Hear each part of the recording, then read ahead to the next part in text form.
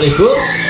Abang mu mari berasa nak buat ayam masak sos tiram ala Thai.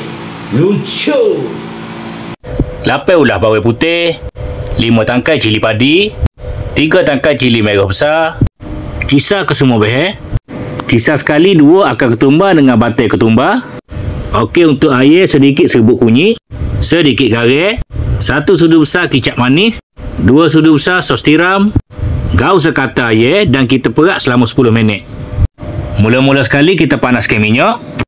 Goreng air hingga masak.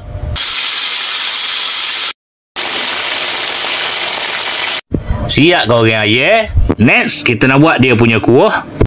Panaskan minyak. Tumis bahan blend. Sedikit gula. 2 sudu besar sos ikan.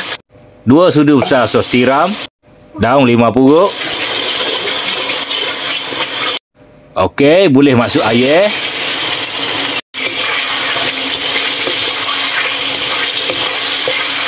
Masuk sedikit air. Kalau nak lebihkan kuah, boleh adjust sendiri. Masuk sedikit air. Jangan banyak sangat Sedikit asam lemak. Alright. Boleh tutup api. Siap kita punya ayam masak sos tiram ala Thai. Terima kasih kepada yang menonton. Tabur daun ketumbar dan siap sedia untuk hidangan.